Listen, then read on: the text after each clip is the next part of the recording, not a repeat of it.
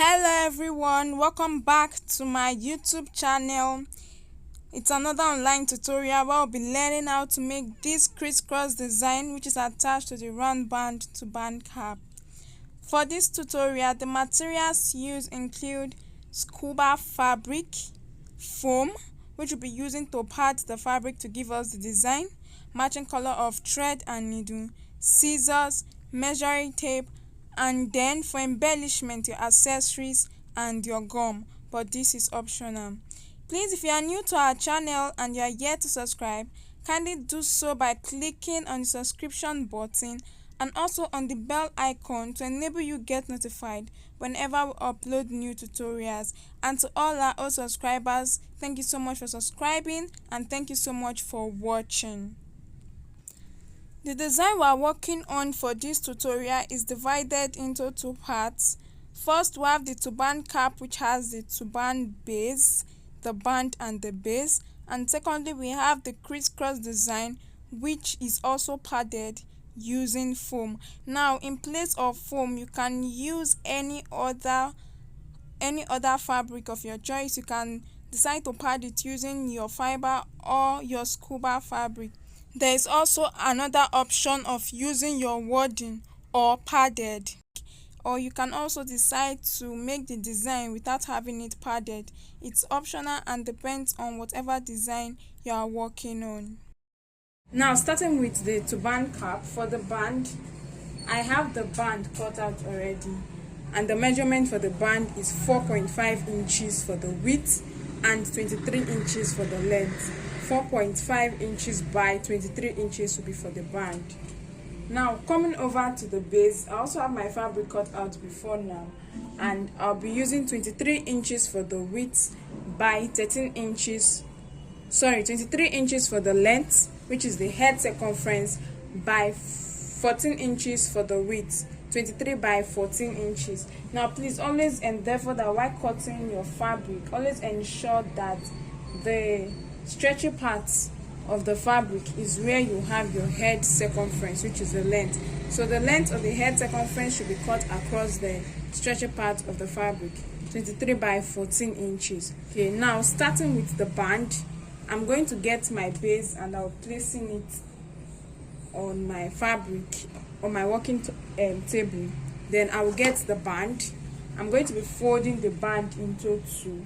Now, while folding the band into two, the wrong side of the fabric should be inside, while the fine side should be outside. Okay, so I'm going to be placing it on the fabric for the base this way. This is my band. I haven't folded it into two. I'm placing it on the fabric for the base, and then I'm going to get this on my sewing machine, and I'm going to sew from this end down to this other end, and then after sewing I'll get back for us to go. Right before me, I'm done sewing. I've been able to join the band down to the base. This is the wrong side of my work, and when I'm turning it to the fine side, this is how it looks like. So what I'm going to be doing now is that I'm going to be folding my work into two equal halves this way, and then from one end I want to mark out the curve so that I can make my running stitch to give the turban cap gathers at the back that shape. So from one end I'm going to measure out 5 inches, while from this other end I'll measure out 6 inches. You can as well decide to just get your curve without having to take this measurement. And so from this angle I'm going to be drawing a curve, and I'll mark it down here. Then I'll get my scissors to cut this out.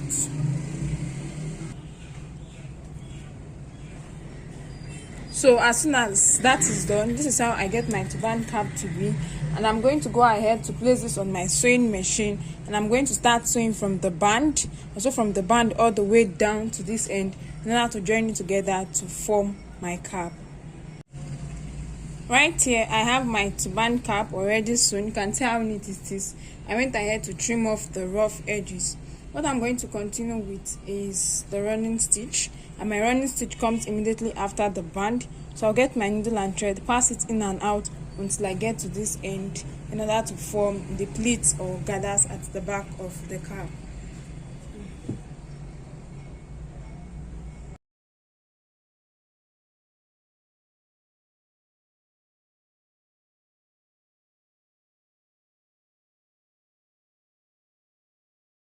So this is my work after making my gathers at the back. This is my turban cap, and when it's turned inside out, this is how it comes out to be. When placed on my dummy head, this is the front view, this is the side view, and then this is the back view. So this is it for the turban cap. Now for my design, I have my fabric cut out. I have 2 different pieces of fabric cut out, and the measurement for each piece of fabric is 8 inches for the width and 30 inches for the length. So I cut out 8 inches for the width and 30 inches for the length twice, 2 different pieces of fabric. Now, in addition to our fabric, we are going to be padding our design, and to do that we'll be needing foam. I have my foam cut out, 2 different pieces of foam, and the measurement for each is 3.5 inches for the width and 28 inches for the length. It is 2 inches shorter than the fabric so that we can have sewing allowance. So I have 3.5 by 28 inches twice. Now for our design, I will get the first piece of fabric and I'm going to be folding it into 2 with the fine side inside and the wrong side outside. And I'm going to go back to my sewing machine and sew from one end to the other end. Now the same thing also applies to the second piece of fabric.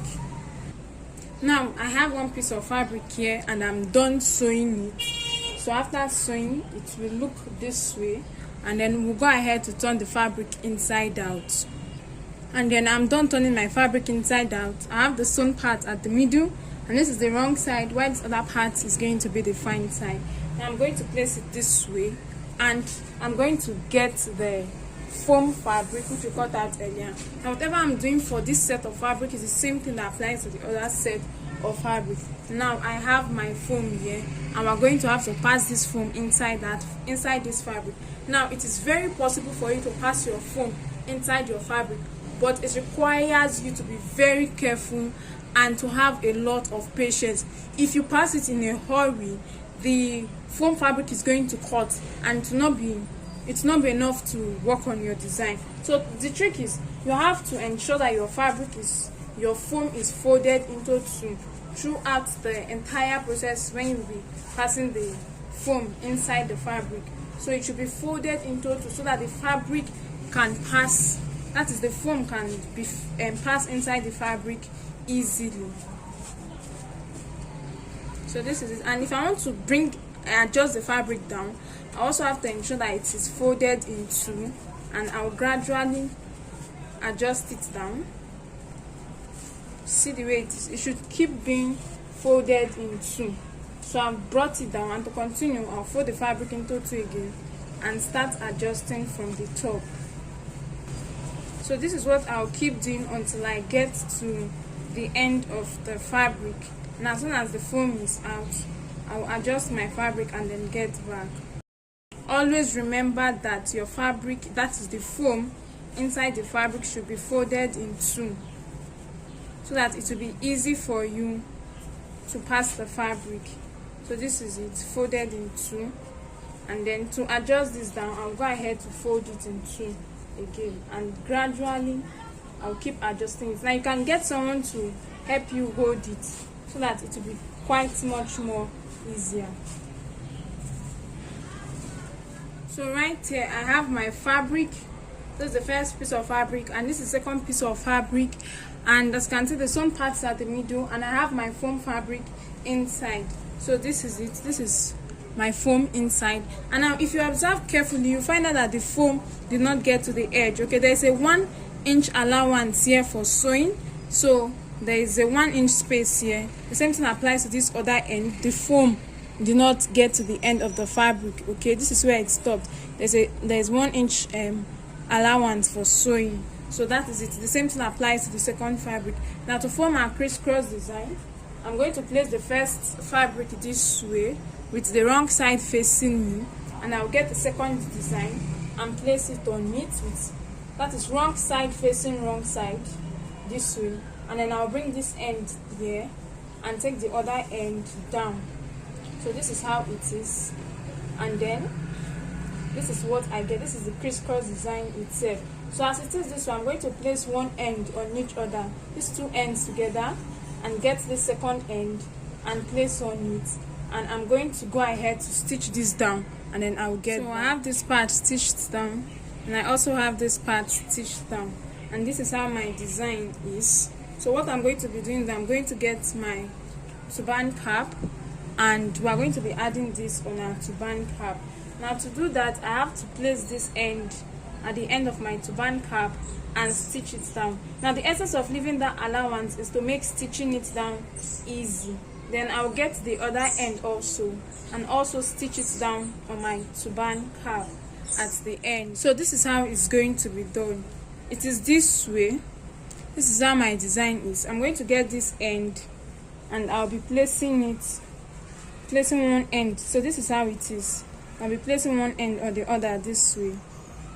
Okay, that is it for this. And I'm going to get the back of my turban cap.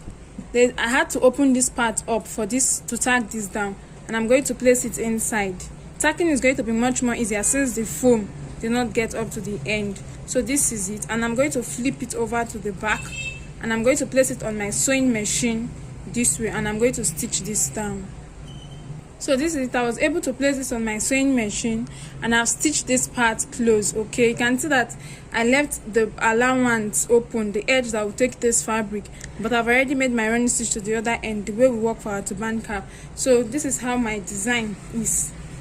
So sorry, it is this way, and then I'm going to now bring the cap inside and place the design on the cap. So this is it, and I'm going to place this on my dummy head.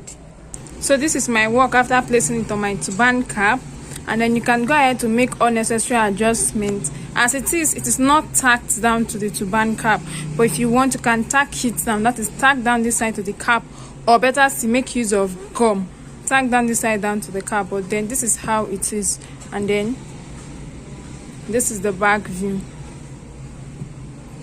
So this is it. You can as well decide to go further by embellishing your work using whatever accessories you have available. But then this brings us to the end of this tutorial. Thank you so much for watching. Please, if you are yet to subscribe to our YouTube channel, kindly do so by clicking on the subscription button. I hope you learned something new from this tutorial. Please do well to like, leave a comment in the comment section, and also share to others. If there are any questions, don't hesitate to ask. Do well to follow us on our various social media platforms on Facebook and on Instagram as Jenie Concept.